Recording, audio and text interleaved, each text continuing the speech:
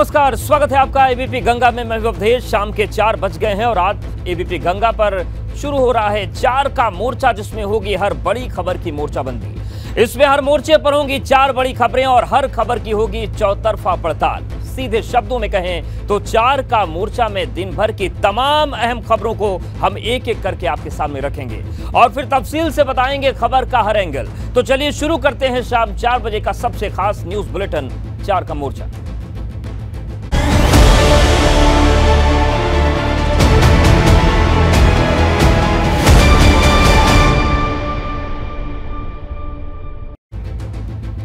तो 4 के मोर्चे में सबसे पहले आपको बताते हैं कि पहले मोर्चे की खबर क्या है। पहले मोर्चे में बात होगी शपथ के बीच हुई महाभारत की, जिसे देखकर ओवैसी का आग बबूला होना तय है। वहीं आज शहर की सरकार के शपथ ग्रहण के साथ ही 2024 का अभियान भी शुरू हो गया है। इसके अलावा हम बात करेंगे अखिलेश के गढ़ में भाजपा की ललकार की, साथ ही तीसरे मोर्चे पर हम बात करेंगे कि किस तरीके से स्थितियां वहां पर बदल रही है और दूसरे मोर्चे पर होगी अखिलेश यादव की बात, भाजपा की ललकार की कानपुर में शुरू हुई हाईटेक उड़ान के बारे में भी हम आपको बताएंगे कि किस तरीके से हाईटेक उड़ान से जुड़ रहा है कानपुर। तो शुरुआत करते हैं मेरठ की महाभारत से, जहां पर शपथ ग्रहण समारोह जंग का मैदान बन गया और शपथ के बीच वंदे मातरम को लेकर मारपीट हो गई। बताया जा रहा है कि वंदे मातरम के दौरान एआईएमआईएम पार्षदों और कार्यकर्ताओं के सीट से खड़े न होने पर हंगामा हुआ, फिर दोनों तरफ से मारपीट होने लगी। आरोप है कि भाजपा के पार्षदों ने मारपीट की, हालांकि पुलिस ने जैसे तैसे मौके पर हालात संभाल लिए। आपको बता दें कि आज महापौर और निगम पार्षदों का सीसीएसयू में शपथ ग्रहण समारोह था, लेकिन एआईएमआईएम के जो पार्षद थे वंदे मातरम जब गीत हो रहा था तो खड़े नहीं हुए और इसी को लेकर विवाद हुआ और विवाद मारपीट में बदल गया। देखिए किस तरीके से मारपीट होनी शुरू हो गई। तो ये तस्वीर है, इस मारपीट को लेकर अब आरोप प्रत्यारोप तेज हो गए हैं। तस्वीर हम आपको दिखा रहे हैं, ये मेरठ की तस्वीर है। एआईएमआईएम ने भाजपा पर आरोप लगाते हुए लड़ाई लड़ने की बात कही है, भाजपा भी करार जवाब दे रही। लेकिन आप देखिए 6 तस्वीरें आपके सामने हैं। शपथ ग्रहण समारोह के दौरान वंदे मातरम गान हो रहा था, एआईएमआईएम के पार्षद खड़े नहीं हुए। उसके बाद बीजेपी के पार्षदों पर आरोप लग रहा है कि उन्होंने मारपीटाई शुरू कर दी और देखिए दोनों तरफ से मारपीट हुई। अब सवाल ये उठ रहा है कि सदन में मारपीट होगी तो फिर काम कब होगा। इस मारपीट को लेकर आरोप प्रत्यारोप हो रहा है। एआईएमआईएम ने भाजपा पर आरोप लगाते हुए लड़ाई लड़ने की बात कही, वहीं भाजपा ने भी करारा जवाब दिया। मारपीट हुई है, ये खींचा है मेरा उन्होंने और हमें डाल लिया था उन्होंने। मतलब उन लोगों को हम बता रहे हैं कि भाई ये संवैधानिक नहीं है, कॉन्स्टिट्यूशन में कहीं लिखा हुआ नहीं कि हम वंदे मातरम गाएंगे। कि भारत के संविधान के नाम पर उनको शपथ लेनी है और भारत के संविधान के प्रथम पृष्ठ पर उल्लिखित वंदे मातरम को गायन करने में उन्हें हिचक है। तो मेरठ में हुए महासंग्राम की वजह से तस्वीरों के साथ हम आपको समझाते हैं। हम आपको 2 तस्वीरों के जरिए विवाद की जड़ को समझाएंगे। दरअसल शपथ ग्रहण में देश का राष्ट्रगीत वंदे मातरम गाया जा रहा था। इस बीच नगर निगम कर्मचारी ने जैसे ही गलत राष्ट्रगीत गाया तो वहां पर मौजूद भाजपा सांसद लक्ष्मीकांत वाजपेयी और राजेंद्र अग्रवाल ने विरोध जताया। इसके बाद लापरवाही के जिम्मेदार लोगों को फटकार लगाते हुए खुद वहां पर राष्ट्रगीत गाने लगे। इसके बाद मारपीट की नौबत आ गई। 3 तस्वीरें देखिए आपके सामने।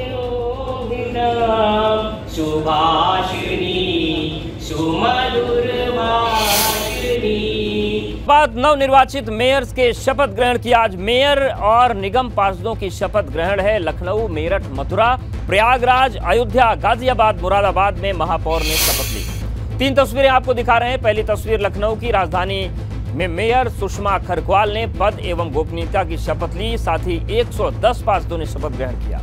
दूसरी तस्वीर मेरठ की है, जहां पर हरिकांत अहलूवालिया समेत 90 पार्षदों ने शपथ ग्रहण कर लिया, लेकिन समारोह में जमकर बवाल हुआ।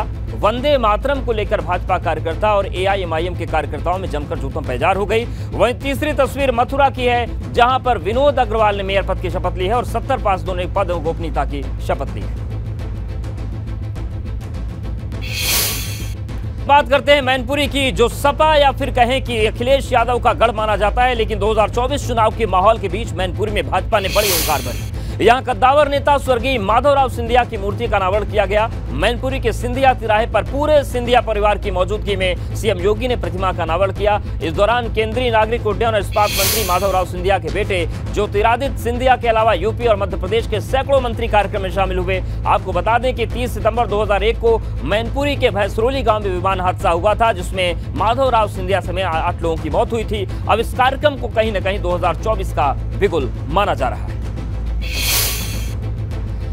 स्वर्गीय माधवराव सिंधिया की प्रतिमा के अनावरण के बाद सीएम योगी ने मैनपुरी के लोगों को कई योजनाओं की सौगात दी और कहा कि मैनपुरी में विकास कार्य निरंतर होते रहेंगे। वहीं केंद्रीय मंत्री ज्योतिरादित्य सिंधिया ने भी अपने पिता को याद किया।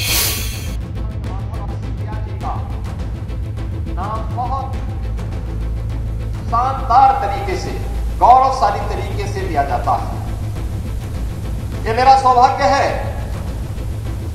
कि मुझे उनके सानिध्य में, उनके साथ सांसद के रूप में कुछ दिनों तक कार्य करने का अवसर प्राप्त हुआ। पूज्य पिताजी की बात, उनके जीवन का लक्ष्य, उनकी विचारधारा, उनकी सोच सदैव साधारण और स्पष्ट थी। और मैनपुरी के बाद चलिए बात करते हैं कानपुर की। कानपुर को आज बड़ी सौगात मिली है। सीएम योगी आदित्यनाथ ने कानपुर एयरपोर्ट जनता को समर्पित कर दिया। उद्घाटन कार्यक्रम में सीएम योगी के साथ केंद्रीय नागरिक उड्डयन मंत्री ज्योतिरादित्य सिंधिया भी मौजूद रहे। समारोह में सीएम योगी ने जनता को संबोधित किया। उन्होंने कहा कि कानपुर एयरपोर्ट से जाने और आने वाले यहां की झलक जरूर देखेंगे। सीएम योगी ने कहा कि आने वाले वक्त में हर मंडल में एक एयरपोर्ट होगा। वहीं ज्योतिरादित्य सिंधिया ने भी लोगों को संबोधित किया। उन्होंने कहा कि यूपी में सुशासन और सुरक्षा की जीत हुई। नगर निकाय चुनाव में जीत के बाद डबल इंजन की सरकार ट्रिपल इंजन में बदल गई है।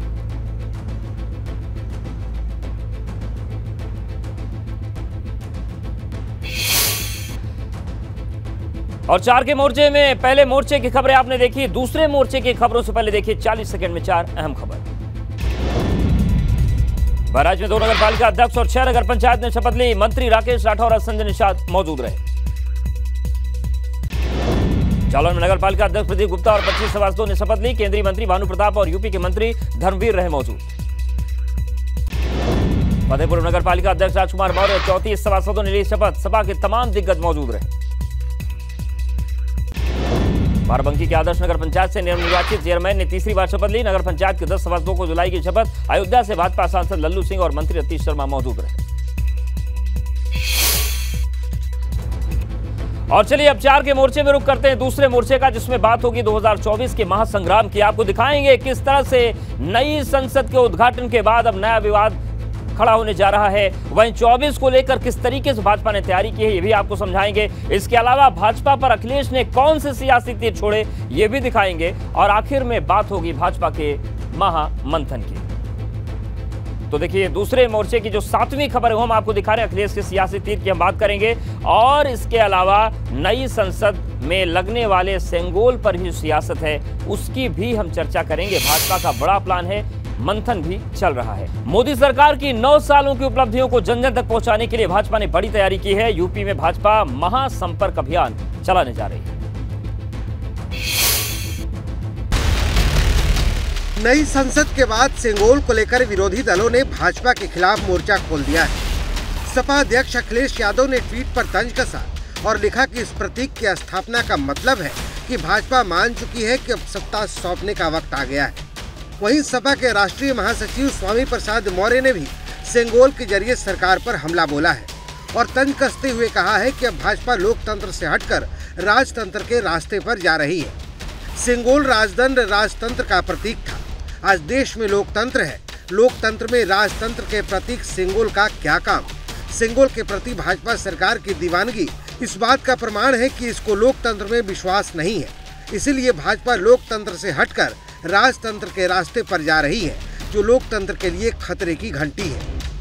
लेकिन मुरादाबाद से सपा के सांसद एसटी हसन तो सभी विरोधियों से एक कदम आगे निकल गए हैं। उन्होंने सेंगोल के स्थापना को धर्म से जोड़ दिया है। अगर किसी एक पर्टिकुलर मजहब का आपने उसको सिंबल वहां पे लगा दिया तो दूसरे मजहब वालों की दिलादारी होगी। सेंगोल पर सियासी तपिश बढ़ चुकी है। विपक्षी दल सवाल खड़े कर रहे हैं, वहीं भाजपा इसे देश का गौरव बता रही है। उस सेंगोल जो सत्ता हस्तांतरित करने के प्रतीक स्वरूप और वह प्रतीक जो चिन्ह है वह अब नए संसद भवन में दिखाई देगा। चलिए एक बार फिर से 4 के मोर्चे का रुख करते हैं। 4 के मोर्चे में दूसरे मोर्चे की खबरें आपने देखी। तीसरे मोर्चे की खबरों को देखने से पहले 40 सेकंड में 4 अहम खबर।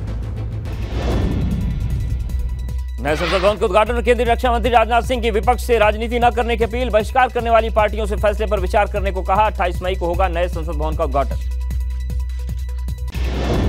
नई संसद का उद्घाटन राष्ट्रपति से कराने की मांग की याचिका सुप्रीम कोर्ट ने खारिज की। याचिकाकर्ता को सुप्रीम कोर्ट ने फटकार लगाई। सुप्रीम कोर्ट ने कहा आप पर क्यों न लगाया जाए जुर्माना।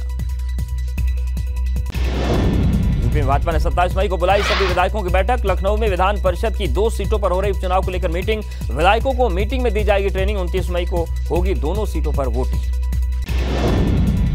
उमेश पाल हत्याकांड में प्रयागराज पुलिस ने चार्जशीट दाखिल की। पुलिस ने सदाकत खान को चार्जशीट में बनाया आरोपी। बाकी आरोपियों के खिलाफ बाद में दाखिल होगी चार्जशीट। पुलिस के करीब 25 दिन का वक्त बाकी। बड़ी खबर है मथुरा से। श्री कृष्ण जन्मभूमि विवाद से बड़ी खबर आ रही है। सभी मामलों को इलाहाबाद हाईकोर्ट ने अपने पास ले लिया है। राम जन्मभूमि केस की तर्ज और इस मामले का भी ट्रायल हाईकोर्ट में होगा और भगवान श्री कृष्ण विराजमान की याचिका पर हाईकोर्ट का फैसला है। हाईकोर्ट ने मथुरा जिला कोर्ट से सभी मामलों के रिकॉर्ड अपने पास मांग लिए हैं। तो बहुत बड़ी खबर है मथुरा श्री कृष्ण जन्मभूमि विवाद से जुड़ी हुई। और बड़ी खबर यह है कि सभी मामलों को राम मंदिर की तरह इलाहाबाद हाईकोर्ट ने अपने पास ले लिया है। राम जन्मभूमि केस की तर्ज पर अब इस पूरे मामले का ट्रायल हाईकोर्ट में होगा। भगवान श्री कृष्ण विराजमान की याचिका पर हाईकोर्ट का फैसला आया है। हाईकोर्ट ने मथुरा जिला कोर्ट से सभी मामलों में रिकॉर्ड अपने पास मांग लिए हैं। तो जिस तरीके से कृष्ण जन्मभूमि को लेकर तमाम चीजें चल रही है, मोहम्मद मोइन हमारे साथ जुड़ गए हैं। मोइन, क्या कुछ हाईकोर्ट ने कहा है कृष्ण जन्मभूमि विवाद को लेकर, इस पूरे मामले को लेकर? देखिए, मथुरा में भगवान श्री कृष्ण जन्मभूमि और शाहीदगाह मस्जिद के बीच 13.37 एकड़ जमीन को लेकर विवाद लंबे अरसे से चला आ रहा है। जो हिंदू पक्ष है उसकी लगातार ये मांग है कि जो ये जमीन है विवादित परिसर है जिसमें शाहीदगाह। बिल्कुल मोइन, हमारे साथ बने रहिए। हमारे साथ वरिष्ठ अधिवक्ता विष्णु शंकर जैन जी जुड़ गए। विष्णु शंकर जी, ये जो पूरा निर्देश आया है हाईकोर्ट अपने पास ले रहा है पूरी सुनवाई को, क्या मतलब है इस पूरे फैसले का और क्या कहा है कोर्ट ने? देखिए, हमने कोर्ट के सामने मांग की थी कि कृष्ण जन्मभूमि का केस राष्ट्रीय इंपॉर्टेंस का केस है, नेशनल इंपॉर्टेंस का केस है, करोड़ों लोगों की जन भावनाओं से जुड़ा हुआ केस है और 13.37 एकड़ लैंड में स्वामित्व हिंदुओं का है और गलत ढंग से वहाँ पे इंक्रोचमेंट करके शाहीदगाह मस्जिद बनाई गई है जो कि ना वफ है ना यहाँ पे प्लेस ऑफ वर्शिप अट्रैक्ट होता है। इसलिए ट्रायल कोर्ट में लटकाने अटकाने और भटकाने की सारी कोशिशें की जाएंगी। इसलिए इसका जल्द से जल्द ट्रायल हो, इसलिए आप इसको अपने पास मंगा लीजिए। सीपीसी के सेक्शन 24 में ऐसी व्यवस्था है कि हाईकोर्ट अपने पास किसी भी केस के ओरिजिनल ट्रायल को मंगा सकता है। जैसे राम मंदिर केस में 1989 में हाईकोर्ट ने सेक्शन 24 की पावर एक्सरसाइज करते हुए ओरिजिनल ट्रायल अपने पास मंगाया था। इसी तरह आज ऑनरेबल इलाहाबाद हाईकोर्ट ने ऑर्डर पास किया है और अब सारे मामलों का केस, सारे मामले जो केस से जुड़े हुए हैं उन सबका original trial honourable Allahabad high court करेगी। बिल्कुल विष्णु जी, ये हम माने कि जो नियमित रूप से मथुरा कोर्ट में सुनवाई चल रही थी, अब वही प्रक्रिया हाईकोर्ट में चलेगी। अब वही प्रक्रिया हाईकोर्ट में चलेगी। बिल्कुल सही कह रहे हैं, 7/11 की प्रक्रिया हो, चाहे वो कमीशन की कार्रवाई हो, चाहे सर्वे की मांग हो, वो सारी चीजें अब ऑनरेबल इलाहाबाद हाईकोर्ट डिसाइड करेगी। बिल्कुल विष्णु शंकर जी, एक सवाल और भी है कि कई याचिकाएं इस पूरे मामले में लगी थी, तो क्या हर तरह की याचिका को जी सारी याचिकाएं इलाहाबाद हाईकोर्ट मंगा ली गई हैं। अब सारी याचिकाएं एक साथ क्लब करके ऑनरेबल इलाहाबाद हाईकोर्ट में उसका सुनवाई की जाएगी। धन्यवाद हमारे साथ जुड़ने के लिए। तो विष्णु शंकर जैन जी थे, उनका कहना है कि अब इस पूरे मामले में जो विशेष पावर होता है कोर्ट का, जैसा कि राम जन्मभूमि के मामले में 1989 में कोर्ट ने इस अधिकार का प्रयोग किया था, उसी के तहत अब इलाहाबाद हाई कोर्ट ने पूरी प्रक्रिया को अपने पास बुला लिया है और वहां पर सुनवाई इस मामले की होगी। 4 के मोर्चे पर अब रुख करते हैं तीसरे मोर्चे का, जिसमें सबसे पहली खबर रहेगी लखनऊ से। पहली खबर कहां है बद्दो, इस पर हम आपको बड़ा अपडेट बताएंगे।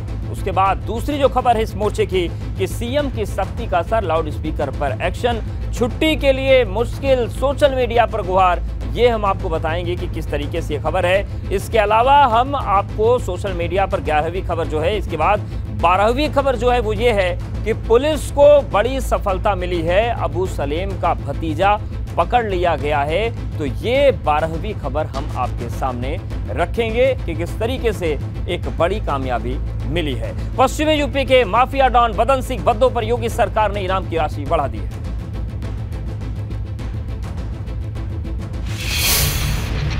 इनाम की राशि बढ़ाकर 2.5 लाख से 5 लाख रुपए कर दी गई है, लेकिन अभी तक बदन सिंह बद्दो का सुराग पुलिस को नहीं लग पाया है। मेरठ का रहने वाला बदन सिंह बद्दो 4 साल से फरार चल रहा है। 28 मार्च 2019 को मेरठ पुलिस कर्मियों को चकमा देकर फरार हो गया था। 28 मार्च 2019 को बदन सिंह बद्दो को पुलिस फतेहपुर सेंट्रल जेल से गाजियाबाद कोर्ट में पेशी के लिए ला रही थी। बदन सिंह बद्दो पर हत्या और रंगदारी जैसी धाराओं के 40 से ज्यादा केस दर्ज है। सोशल मीडिया पर एक्टिव डॉन बदन सिंह बद्दो की पिछले दिनों फ्रांस के पेरिस में होने की तस्वीर भी सामने आई थी। पुलिस ने अब तक 10 लाख की संपत्ति भी जब्त की है। 1988 में बद्दो ने जुर्म की दुनिया में कदम रखा था। उसने 1996 में एक वकील की हत्या की थी।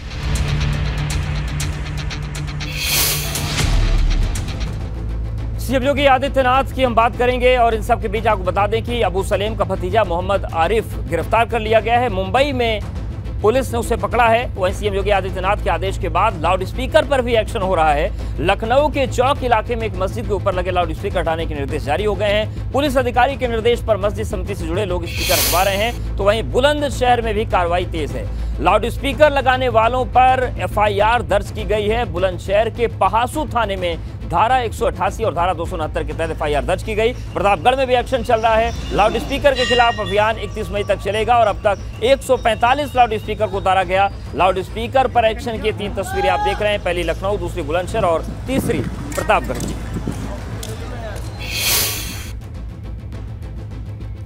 और बड़ी खबर का रुख करते हैं। बड़ी खबर आजमगढ़ से है, जहां पर अबू सलेम का भतीजा मोहम्मद आरिफ गिरफ्तार हुआ है। मुंबई में पुलिस और एसओजी की टीम ने मोहम्मद आरिफ को दबोच लिया। मोहम्मद आरिफ को मुंबई से लाया जा रहा है। आजमगढ़ चकला पालपुर निवासी शबाना परवीन की शिकायत पर केस दर्ज किया गया है। फर्जी डॉक्यूमेंट के आधार पर जमीन कब्जा करने का पूरा आरोप है।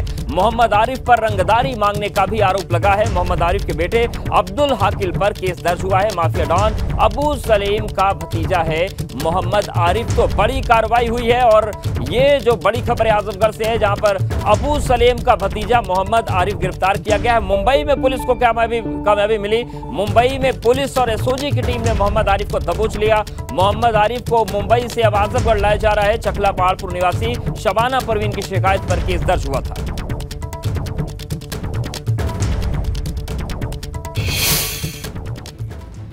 और 4 के मोर्चे में अहम खबरें आपने देखी। अब देखिए 40 सेकंड में 4 अहम खबर। वाराणसी के ज्ञानवापी परिसर में एसआई सर्वेक्षण पर हाईकोर्ट में टली सुनवाई। अब 14 जुलाई को मामले में अगली तारीख। ज्ञानवापी मस्जिद की इंतजामिया कमेटी और सुन्नी सेंट्रल वक्फ बोर्ड की ओर से दाखिल की गई याचिकाएं। उत्तराखंड में खराब मौसम, चारधाम यात्रा में दाल खलल, बर्फबारी के चलते रोकी गई हेमकुंड साहिब की यात्रा। 29 मई तक प्रदेश में बारिश, ओलावृष्टि और तेज हवाएं चलने का अलर्ट। मोदी सरकार के 9 साल पूरे होने पर सपा का भाजपा पर हमला। सपा प्रवक्ता अमित जमई बोले, कमजोर पीएम साबित हुए नरेंद्र मोदी। अमरोहा में सैयद नगली नगर पंचायत की नवनिर्वाचित अध्यक्ष ने शपथ ग्रहण से पहले चलाया नगर पंचायत में सफाई अभियान। कहा, नगर में सफाई व्यवस्था का कार्य प्राथमिकता से किया जाएगा।